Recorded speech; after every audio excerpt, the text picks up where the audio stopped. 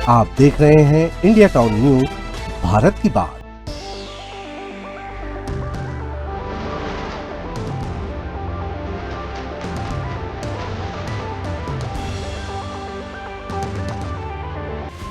कहते हैं हालात चाहे जैसे भी हो, अगर इरादे मजबूत हो तो किस्मत भी रास्ता बदल देती है।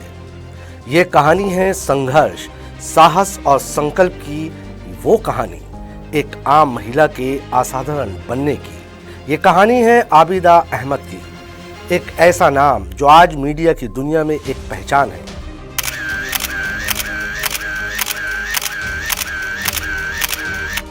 एक भरोसा है और एक मिसाल है। लेकिन ये सफर कभी आसान नहीं था। एक वक्त था जब जिंदगी छोटे छोटे सपनों में सिमटी हुई थी। घर की जरूरतें, परिवार की जिम्मेदारियां और सीमित संसाधन, इन सब के बीच आबिदा अहमद ने हार मानना नहीं सीखा।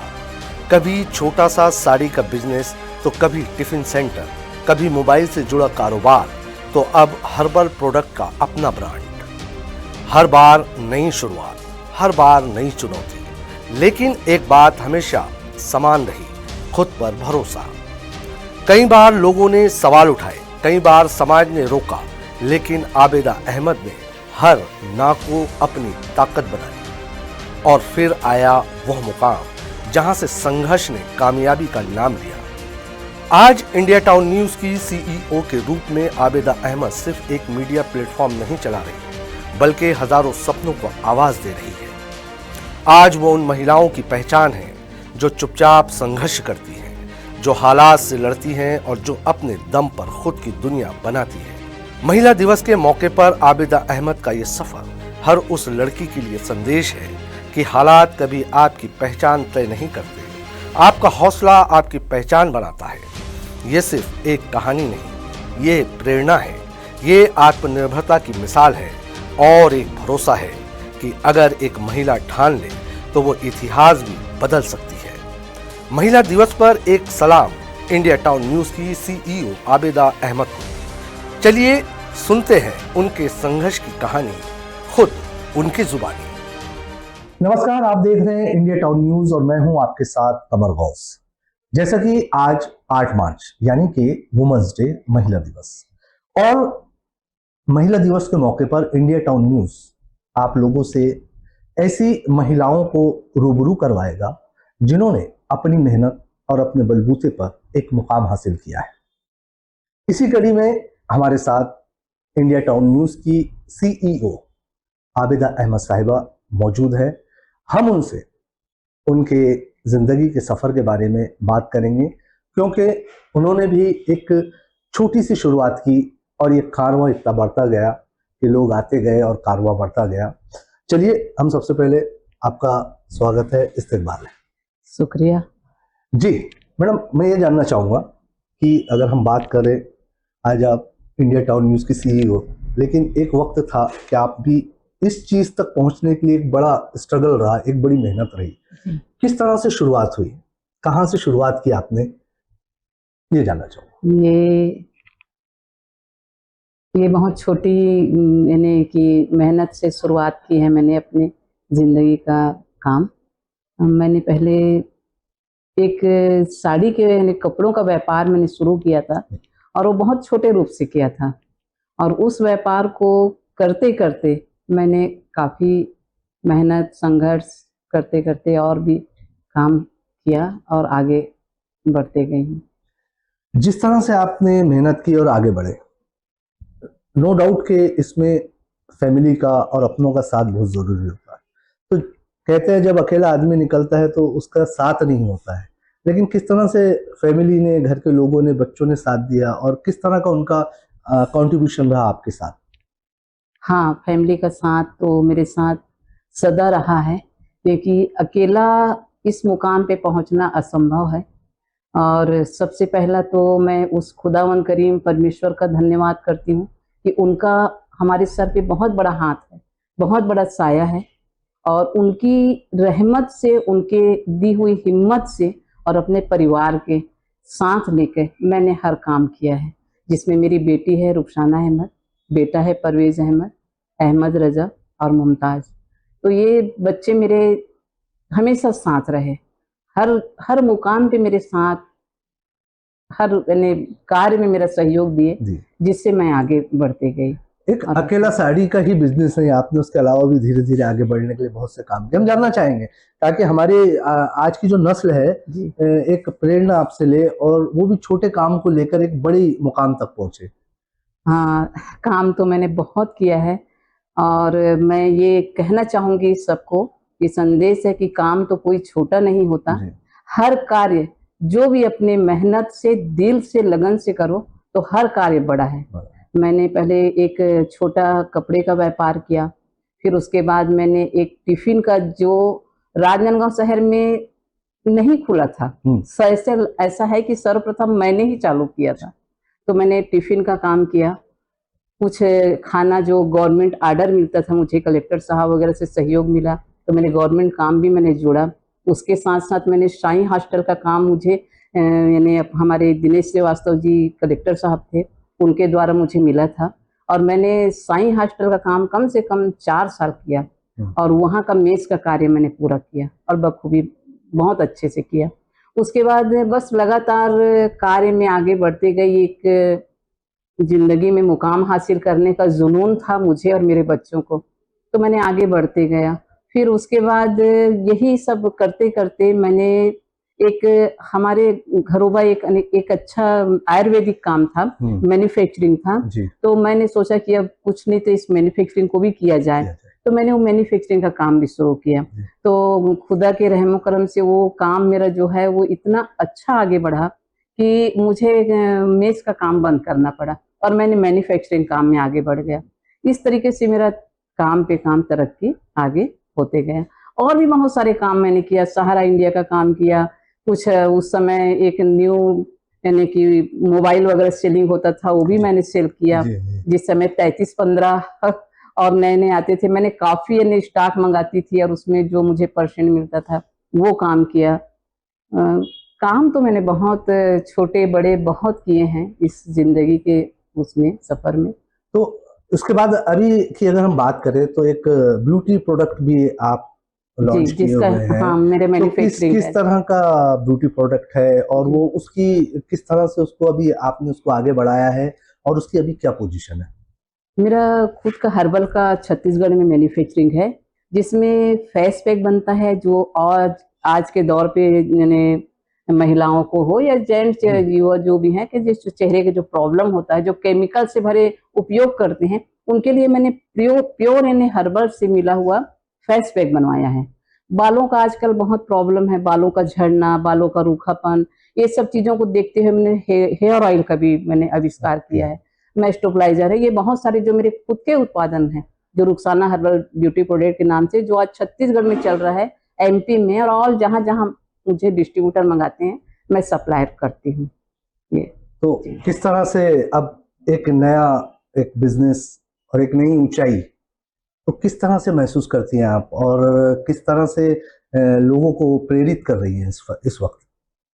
मैं लोगों को यही कहना चाहूँगी, प्रेरित करती हूँ कि काम, मेहनत हर क्षेत्र में बहुत अच्छा है। विश्वास के साथ, मेहनत, दृढ़ विश्वास के साथ आप कोई भी काम करिए तो कामयाबी आपका कदम छुएगी। काम में जो भी है कि अपना एक लगन होना चाहिए, दूसरा ईमानदारी होना चाहिए और तीसरा है कि पवित्रता होना बहुत ज़रूरी है। पवित्रता के साथ आगे बढ़ना, सत्यता के साथ आगे बढ़ना, क्योंकि मैंने आज के दौर पे इतना उतार चढ़ाव देखा है कि जब हमको काम आगे बढ़ाना था तो काफ़ी यानी कि पैसों की यानी कि उसका दिक्कत होता था, फाइनेंस का सहायता तो मुझे नहीं मिला। हमारा मेहनत और हमारे बच्चों का साथ सहयोग, हमने जो छोटे मुकाम से करते करते काफ़ी यानी इस दिक्कत से हमने आगे काम को बढ़ाया है। जी, जिस तरह से मैन्युफैक्चरिंग का काम हुआ, हर्बल प्रोडक्ट जो आपके आ रहे हैं वो तो आए हैं, लेकिन जिस तरह से आपने कहा कि हर क्षेत्र में भ्रष्टाचार आपने देखा, क्या यही वजह है कि आज इंडिया टाउन न्यूज़ को आप लेके चल रहे हैं और इसके माध्यम से आप क्या चाहते हैं इस चैनल के माध्यम से जो इसको आगे बढ़ाने की कोशिश की जा रही है?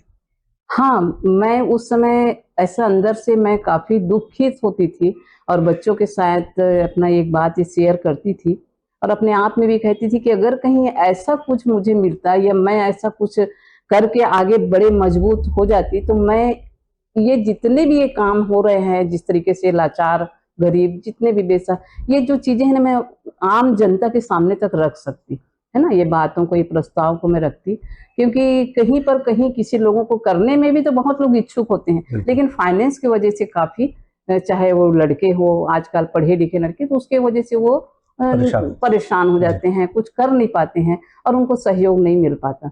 तो इस वजह से मैं सोचती थी, तो फिर मैं ये ऐसा सोचती थी कि इसको ना यानी इस तरीके से होता तो एक न्यूज़ चैनल होता, जिसके माध्यम से हम जगह-जगह इसके बारे में हम बताते। यानी वो हमारी सोच थी, लेकिन हमारी सोच ये नहीं थी कि हो जाएगा, लेकिन खुदा ने चाहा तो आज मैं इंडिया टाउन न्यूज़ का जो आभार व्यक्त करती हूँ कि मैं आज सब तक ये संदेश भेज रही हूँ कि रियल में ऐसा होता है कि जहाँ चाहते हैं, वहाँ चाह के भी लोग नहीं कर पाते।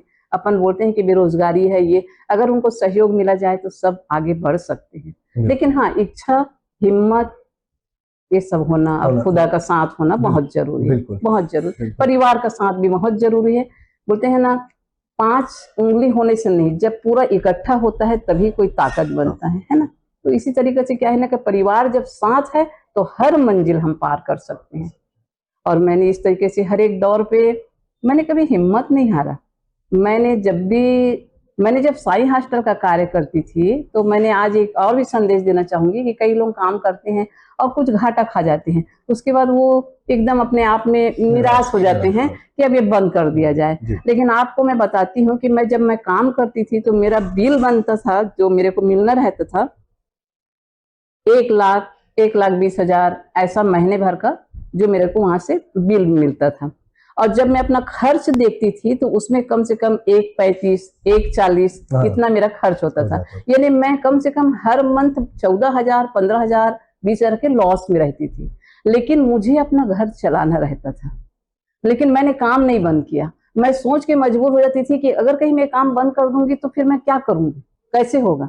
तो मैं चलाते जाती थी, उसको चलाते जाती थी। यानी उस दौर को मैं घाटा होने के बाद भी मैंने काम बंद नहीं किया।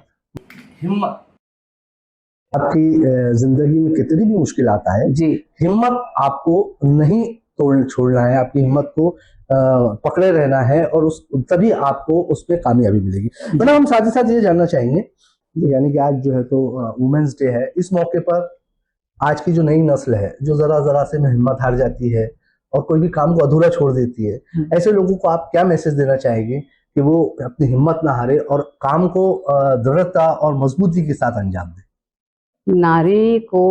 नारी शक्ति को एक महान दर्जा दिया गया है और नारी शक्ति सही में बहुत महान है, क्योंकि खुदा ने भी अपने बाद एक माँ का ही दर्जा को अपने स्वरूप में खड़े किया है। यानी खुदा से बड़ा तो दुनिया में कोई नहीं है और उन्होंने अपना स्वरूप माँ का एक दर्जा दिया है। यानी नारी का वो बहुत बड़ा मर्तबा है और मैं बोलती हूँ कि नारी शक्ति महान है। वो हर क्षेत्र में माँ बन के, पत्नी बन के, बहू बन के, बेटी बन के हर कर्तव्य को बखूबी निभाती है, बखूबी। और मैं चाहूंगी कि हर परिवार वाले उनका साथ दे, उनका सहयोग दे, ताकि वो कुछ अच्छे से अच्छा काम परिवार में भी और बाहर भी अगर कहीं करना चाहे तो वो कर सकती है, लेकिन सहयोग से, है ना। और उनका जो है कि जैसे जो भी है, नारी शक्ति तो महान है और उसका बिल्कुल सहयोग देना चाहिए और उनको आगे कार्य में बढ़ना चाहिए। उनको कभी भी हिम्मत नहीं हारना है, हर मोड़ पे उनको हिम्मत से आगे बढ़ना है। क्योंकि मैंने कभी भी अपनी जिंदगी में जब अब काम करती थी और बहुत सारे वो लम्हे ऐसे आ जाते थे कि मैं सही में नर्वस हो जाती थी, तो बस 1-2 पंक्तियां थी, वो मुझे याद आता था और वो बात मैं हर वो महिलाओं को मैं बोलना चाहूंगी कि कोमल है, कमजोर नहीं तू, शक्ति का नाम ही नारी है, जग को जीवन देने वाली मौत भी तुझसे हारी है। तो मैं ये कहना चाहूंगी कि नारी शक्ति महान है और उससे सब कुछ संभव है, सब कुछ जी। कुल मिला के अगर हम बात करें तो मैडम ने जितना भी हमें बात बताई अपने स्ट्रगल की, और आने वाली जो नस्ल है, जो नई पीढ़ी है, उसको जो पैगाम दे रही हैं, उनका साफ तौर से ये कहना है कि कौन कहता है कि आसमां में सुराग नहीं हो सकता, एक पत्थर तो तबीयत से उछालो यारो। तो हमारी इस कड़ी में और भी ऐसी हम महिलाओं को जोड़ेंगे जो समाज के लिए एक बेहतर काम कर रही हैं। मुझे यानी कि कमर गौस को दीजिए इजाजत और आप देखते रहिए इंडिया टाउन न्यूज़, भारत की बात। नमस्कार।